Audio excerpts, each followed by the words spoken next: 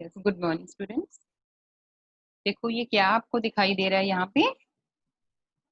ये पत्र हैं, अंतर्देशीय पत्र, खत, लिफाफा और ये विवाह का कार्ड। तो ये इनका प्रयोग क्यों किया जाता है? इनका प्रयोग तब किया जाता है जब हम अपने किसी संदेश को दूसरों को देते हैं लिखकर। जब हम अपने संदेश को दूसरों तक पहुंचाते हैं तो ये इसके लिए हमें कागज की जरूरत है और पत्र की जरूरत है, ताकि हम अपने संदेश को लिख कर दूसरों को पहुंचा सकें। तो ये पत्र हमारे जीवन का बहुत ही महत्वपूर्ण अंग है। आप इमेजिन करो कि आज से कई वर्ष पहले, जब टेलीफोन नहीं था, मोबाइल नहीं था, उस समय इन पत्रों की बहुत महत्वपूर्ण भूमिका थी हमारे जीवन में। हम सिर्फ इन पत्रों के माध्यम से ही संदेश पहुंचा सकते थे। सबसे पहले कागज पर पत्र लिखकर राजा महाराजा क्या करते थे, किसी हरकारी को भेजते थे अपना संदेश। कबूतर के द्वारा भी भेजा जाता था। धीरे धीरे इंसान घोड़ा चलाकर घोड़े पर जाके अपने संदेश को देता था। लेकिन धीरे धीरे जैसे जैसे विज्ञान ने प्रगति की, जिस जैसे जैसे डाक विभाग ने प्रगति की, डाक विभाग आया और तब हर व्यक्ति अपने संदेश को पत्र पर लिखकर, यहाँ अपना नाम पता लिखकर अपने संदेश को पोस्ट ऑफिस में, डाक खाने में दे सकता है। ये अंतर्देशीय पत्र में, यहाँ हम जिसको पत्र लिखते हैं वहां, यहाँ वो पत्र एड्रेस लिखा जाता था, पता, और यहाँ दूसरी साइड हम अपना पता लिखते थे। बिल्कुल ये खत है, यहाँ पर भी जिसको हम पत्र लिखते हैं उसका पता लिखा जाता था। लिफाफे के अंदर कोई भी कागज जिस पर हम अपना संदेश लिखते थे और लिफाफे के अंदर डाल के इसको बंद करके हम डाक खाने में दे सकते। और ये जो विवाह का कार्ड है, ये तो हम अपने हाथों से ही दे सकते हैं, या हम इसको भी डाक खाने में जाकर डाल सकते हैं। तो ये वो माध्यम है, वो तरीके हैं जिनके द्वारा व्यक्ति अपने संदेश को दूसरों के द्वारा दूसरों के पास पहुंचाता है। और हमारा आज का विषय भी है पत्र लेखन, कि पत्र लिखा कैसे जाता है, पत्र लिखने का क्या तरीका है। ये व्यक्तियों पर निर्भर करता है कि हम किसको पत्र लिख रहे हैं। अगर हम किसी अधिकारी को पत्र लिख रहे हैं, जैसे अगर हम अपने स्कूल के प्रिंसिपल को पत्र लिख रहे हैं, तो हमारा लिखने का तरीका थोड़ा अलग होता है। अगर हम अपने मित्रों को लिख रहे हैं, पिताजी को लिख रहे हैं, तो लिखने का तरीका थोड़ा अलग हो जाता है। भाव वही होता है, लेकिन लिखने का तरीका अलग हो जाता है। तो आज हम ये देखेंगे कि हम ये पत्र होते क्या हैं और ये कितने प्रकार के होते हैं। सबसे पहले इसकी परिभाषा देख लो, हमने पहले ही कर लिया कि पत्र और चिट्ठी एक ऐसा साधन है जिसके द्वारा मनुष्य या व्यक्ति अपने मन की महत्वपूर्ण बातों को दूसरों तक पहुंचाता है। हम इन चिट्ठियों में अपने मन की बातें लिखते हैं और दूसरों तक पहुंचाते हैं, लेकिन तरीका हर चिट्ठी लिखने का अलग होता है। पत्र दो प्रकार के होते हैं, एक फॉर्मल लेटर या औपचारिक पत्र और दूसरा अनौपचारिक पत्र। फॉर्मल लेटर्स, जो पत्र हम किसी दफ्तर में लिखते हैं, किसी दफ्तर के अधिकारी को लिखते हैं, किसी विभाग के अध्यक्ष को लिखते हैं, प्रधानाचार्य को लिखते हैं, किसी पुस्तक के प्रकाशक को लिखते हैं या संपादक को लिखते हैं, उनको हम औपचारिक पत्र कहते हैं। इसके लिए हमें फॉर्मल होना पड़ता है। लेकिन जो अनौपचारिक पत्र है वो इनफॉर्मल लेटर है, जो हम अपने रिश्तेदारों को, मित्रों को और परिचितों को लिखते हैं।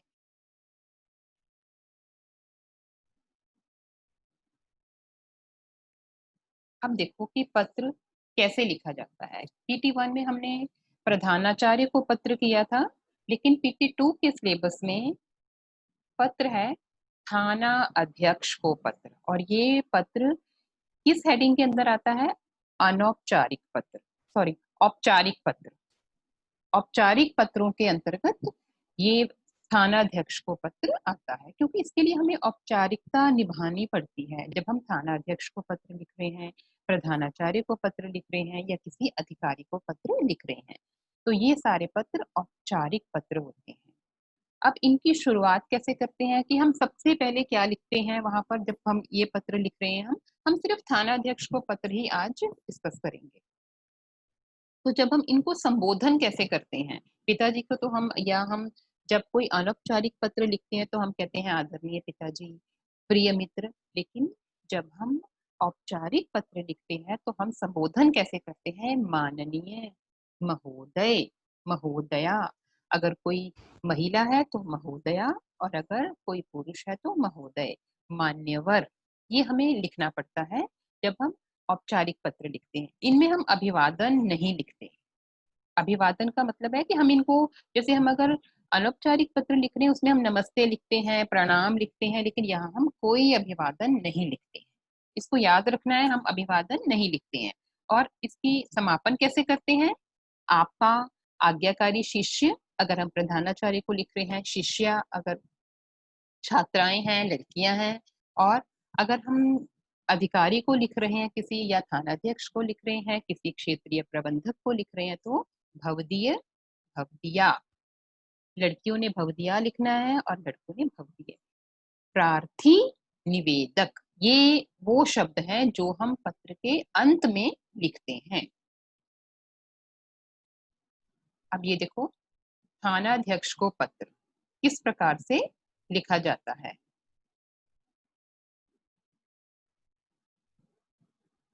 सबसे पहले जब हम थाना अध्यक्ष को पत्र लिखेंगे तो हम ये थाना अध्यक्ष को पहले ये देखें कि पत्र लिखेंगे ही क्यों। किसी थाने के अध्यक्ष को क्यों पत्र लिखेंगे।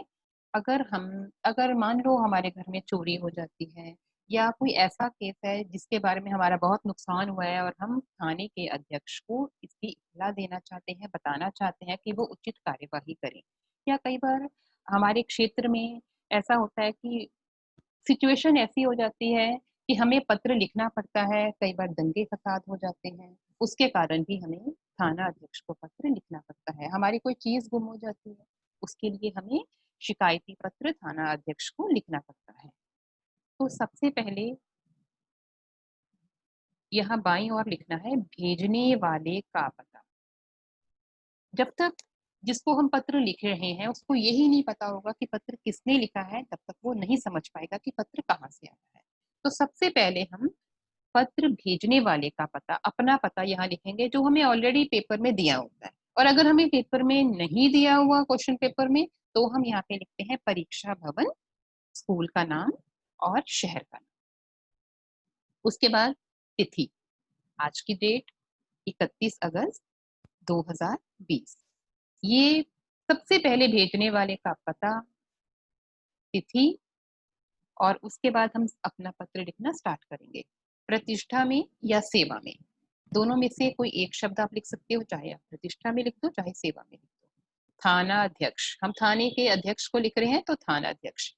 थाना सदर, हर थाने का नाम होता है, नंबर होता है, तो हम यहाँ पे सदर थाना। और उसके बाद शहर का नाम लखनऊ, क्योंकि हम यहाँ पे ऊपर लखनऊ लिख रहे हैं तो नीचे भी लखनऊ ही लिखेंगे। विषय, जो भी विषय, किस भी विषय को हमने लिखना है वो हमने यहाँ पे विषय लिख देना है। वैसे बहुत सारे मैंने विषय आपको बताए हैं। अपने क्षेत्र में फैली गुंडागर्दी के लिए, या अपने क्षेत्र में शांति बनाए रखने के लिए, आपके क्षेत्र में बहुत चोरियां हो रही हैं, उसके लिए आप कंप्लेंट लिख सकते हो। उसके बाद हम संबोधन करेंगे महोदय, जैसा हमने पहले डिस्कस किया। महोदय, यहाँ पे हमने अभिवादन नहीं लिखना है, बस अकेला महोदय। उसके बाद हमने अपना पत्र लिखना शुरू करना है। निवेदन है कि मैं विकास कॉलोनी का रहने वाला हूँ। ये हम पहले बताएंगे कि मेरा नाम ये है और मैं इस नगर का रहने वाला हूँ। उसके बाद हमने अपनी पूरी बताना कि हम पत्र क्यों लिख रहे हैं, कि अगर हमारे क्षेत्र, वैसे तो बहुत हमारे क्षेत्र का नाम विकास कॉलोनी है, लेकिन दिनों दिन ये नीचे गिरता जा रहा है, यहाँ पे बहुत दंगे फसाद होते हैं, लोग, अपराध बढ़ रहे हैं, चोरियां बढ़ रही हैं। जो भी विषय आपको दिया गया है वो आपने यहाँ पे अपने विषय को विस्तार देना है। और अंत में अपने विषय को विस्तार 7-8 लाइनों में देने के बाद अंतिम पंक्ति में आपने लिखना है कि मेरी आपसे विनम्र निवेदन है, मेरा आपसे विनम्र निवेदन है कि आप हमारे क्षेत्र की तरफ ध्यान दें, हमारे क्षेत्र में पुलिस की गश्त बढ़ाएं, पुलिस के अधिकारियों को तैनात करें यहाँ पर, ताकि चोरियों को रोका जा सके। या अगर आप किसी चीज की चोरी होने की चोरी होने की सूचना दे रहे हैं, तो मुझे उम्मीद है आप मेरी उस मोबाइल को या कार को, कई बार कार चोरी हो जाती है बाहर से, इसके लिए हमें कंप्लेंट लिखवानी पड़ती है, तो हम यहाँ पे उचित कार्यवाही करेंगे, जल्दी से जल्दी इसे ढूंढने में मेरी सहायता करेंगे। और लास्ट में धन्यवाद। और ये भवदीय, आपका, भवदीय का मतलब होता है आपका, भवदीया आपकी, और यहाँ पे अपना नाम। एक बात और ध्यान देनी है, हम ये जो पत्र भेजने वाले का पता है, इस पते को यहाँ आखिर में भी लिख सकते हैं, यहाँ भी हम लिख सकते हैं, यहाँ पहले अपना नाम और फिर पता। और अगर हमने ऊपर लिख दिया है तो हमें नीचे दोबारा लिखने की जरूरत नहीं है। तो इस प्रकार से हम थाना अध्यक्ष को पत्र लिखते हैं। एक पत्र आज आपको गृह कार्य के लिए दिया जाएगा, जो पत्र आपने अपनी कॉपी में लिखना है। अब वो पत्र मैं आपको आपके ग्रुप में भेज दूँ। आई होप आपको क्लियर हो गया होगा कि पत्र हमने कैसे लिखना है। अब दूसरा टॉपिक देखो। अब यहाँ देखो, इस चित्र को देखो, ये है अम्बु। अम्बु का मतलब होता है पानी। ये है अम्ब। अम्ब का मतलब माँ, माता। अब ये जो दो शब्द हैं, अम्बु और अम्ब, ये देखने में एक जैसे लग रहे हैं, सिर्फ एक ऊ की मात्रा का ही दोनों में फर्क है, लेकिन देखने में एक जैसे लग रहे हैं, लेकिन ये इनका अर्थ अलग है। वारिद, वारिद का मतलब होता है बादल, वारिधि समुद्र। अब वारिद और वारिधि दोनों एक जैसे लग रहे हैं हमें, लेकिन दोनों का अर्थ भिन्न है। तो ये ऐसे शब्द कई बार हमें देखने को मिलते हैं जो हमें एक जैसे लगते हैं, लेकिन उनका अर्थ बिल्कुल अलग होता है। और ऐसे शब्द को क्या कहते हैं? समरूपी भिन्नार्थक शब्द। अब समरूपी भिन्नार्थक शब्द कैसे होते हैं, क्या कौन से होते हैं? पहले तो देखो कि सम, रूप, भिन्न, अर्थ, इसमें चार शब्द मिले हुए हैं। सम का मतलब होता है समान, एक जैसा। रूप, देखने में आकार, जो हम देख रहे हैं कि शब्द हमें एक जैसे लगते हैं, उनका रूप हमें एक जैसा लगता है। भिन्न, अलग, अर्थ, मीनिंग। तो ऐसे शब्द जो देखने में एक जैसे लगते हैं, समान लगते हैं, जिनको जो हमें सम लगते हैं, लेकिन उनका अर्थ अलग होता है। तो समरूपी भिन्नार्थक शब्दों का निर्माण इस प्रकार हुआ है: सम प्लस रूपी प्लस भिन्न प्लस अर्थ। चार शब्द हैं इसमें। सम का अर्थ है समान, रूप का अर्थ है रूप मतलब देखना, और भिन्न का अर्थ है अलग होना, और अर्थ का मतलब है मतलब, मीनिंग। इस प्रकार समरूपी भिन्नार्थक शब्द का अर्थ है समान रूप से प्रतीत होने वाले, लगने वाले, दिखने वाले ऐसे शब्द जिनके रूप और अर्थ दोनों भिन्न होते हैं। हमें लगते एक जैसे हैं, लेकिन वो एक जैसे नहीं होते। उनका रूप अलग होता है, कहीं ना कहीं मात्रा की, बिंदी की, चांद बिंदु का फर्क उनमें होता है, और उनका अर्थ तो फिर भिन्न भिन्न हो ही जाएगा।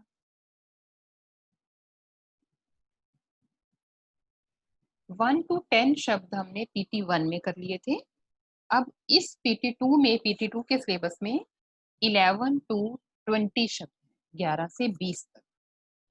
अब 11वां शब्द देखो, पाश, बंधन, मोह पाश, मोह का बंधन। पाश का मतलब होता है बंधन, और एक इसके साथ मिलता जुलता शब्द है पास। पास का मतलब समीप, बिल्कुल नजदीक। तो दोनों का मतलब अलग अलग है, लेकिन देखने में एक जैसे लग रहे हैं, है नहीं, सिर्फ लग रहे हैं। आदि, आरंभ, आदि, अभ्यस्त, आदि से अंत तक, शुरू से अंत तक, आदि अभ्यस्त। मैं चाय पीने की बहुत आदी हूँ, मतलब मैं चाय पीने की आदत है। यहाँ पे आदि वो आदत का, आदत है इसका। कर्म, काम, इंसान को अपना कर्म करते रहना चाहिए।